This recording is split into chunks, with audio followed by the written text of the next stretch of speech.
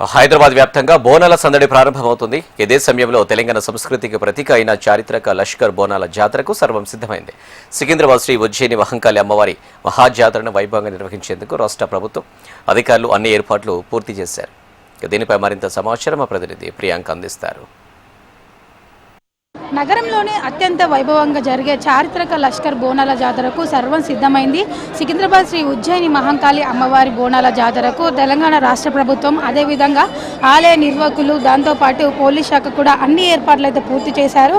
లక్షలాది మంది భక్తులకి ఎటువంటి అసౌకర్యం కలగకుండా కూడా అన్ని ఏర్పాట్లు చేయడం అయితే జరిగింది. నగర వ్యాప్తంగానే కాదు, చుట్టుపక్కల జిల్లాల నుంచి, గ్రామాల నుంచి కూడా రాష్ట్ర వ్యాప్తంగా పెద్ద ఎత్తున భక్తులు తరలి వస్తారు. కాబట్టి వారందరికీ ఎటువంటి ఇబ్బందులు కలగకుండా ఉండేందుకైతే ఈసారి భారీ బందోబస్తును కూడా ఏర్పాటు చేశారు. సున్నితమైన ప్రాంతాల్లో కూడా సీసీ కెమెరాలతో నిరంతరం పర్యవేక్షించనున్నారు. అదేవిధంగా భక్తుల దాహార్తిని తీర్చేందుకు కూడా భక్తులు గంటల తరబడి నిలబడకుండా ప్రత్యేక క్యూ లైన్లు, అదేవిధంగా వాటర్ సదుపాయాన్ని కూడా ఏర్పాటు చేయడం అయితే జరిగింది.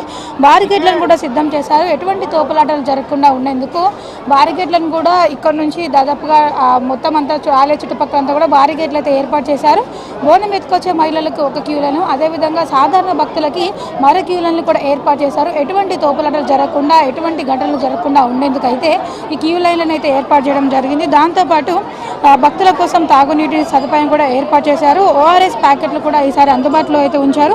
అత్యవసర సేవల కోసం, అంటే ఏదైనా మెడికల్ పరంగా కూడా ఏమైనా ఎమర్జెన్సీ అయినట్లయితే కూడా వెంటనే మెడికల్ సదుపాయం అందించే విధంగా మెడికల్ క్యాంప్స్ను కూడా ఇక్కడ ఏర్పాటు చేశారు. ఆలయంతో పాటు ప్రధాన వీధులన్నింటినీ కూడా ఆకర్షణీయమైన విద్యుత్ దీపాలతో సుందరంగా అలంకరించారు.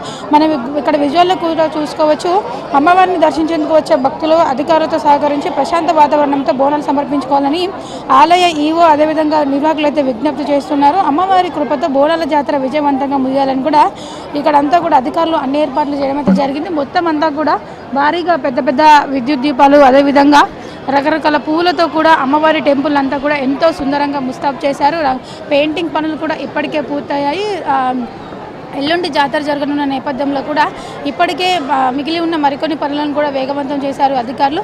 క్యూలైన్స్తో పాటు పెద్ద పెద్ద లైట్స్, ఇంకా డెకరేషన్కి సంబంధించిన అన్ని ఏర్పాట్లు కూడా త్వరగా పూర్తి చేస్తున్నారు. మనం ఇక్కడ విజువల్లో కూడా చూసుకోవచ్చు. ఇప్పటికే ఈ రోజు నుంచి కూడా అమ్మవారికి అయితే బోనం సమర్పించడం అయితే స్టార్ట్ చేశారు. భక్తులంతా కూడా ఈరోజు తెల్లవారుజాము నుంచి కూడా అమ్మవారికి అయితే పెద్ద ఎత్తున మహిళలంతా బోనాలు సమర్పిస్తూనే ఉన్నారు. ఇక రేపు ఎల్లుండి కూడా పెద్ద ఎత్తున భక్తులు వస్తున్న నేపథ్యంలో కూడా ఇక్కడ అన్ని ఏర్పాట్లు చేయడం అయితే జరిగింది.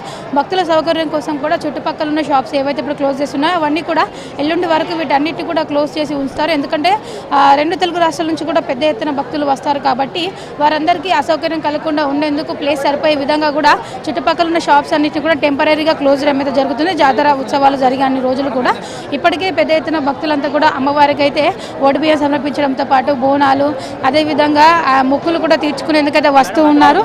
చాలా వరకు కూడా మనం ఇక్కడ చూసుకోవచ్చు. అంటే దూర ప్రాంతాల నుంచి కూడా ఇక్కడికైతే భక్తులు రావడం కూడా మనం చూస్తూనే ఉన్నాము. మీరు ఎక్కడి నుంచి వస్తున్నారమ్మా? ఈసారి ఏర్పాట్లు మేము చంపాపేట నుంచి వస్తున్నామండి. ఎవ్రీ ఇయర్ వస్తాం. శుక్రవారం రోజున దర్శనం చేసుకుంటాం. చాలా మంచిగా అనిపిస్తుంది. ఫ్యామిలీ మేము 4 మెంబర్స్ సిస్టర్స్ అండి. 4 మెంబర్స్ కలిసి వచ్చాం.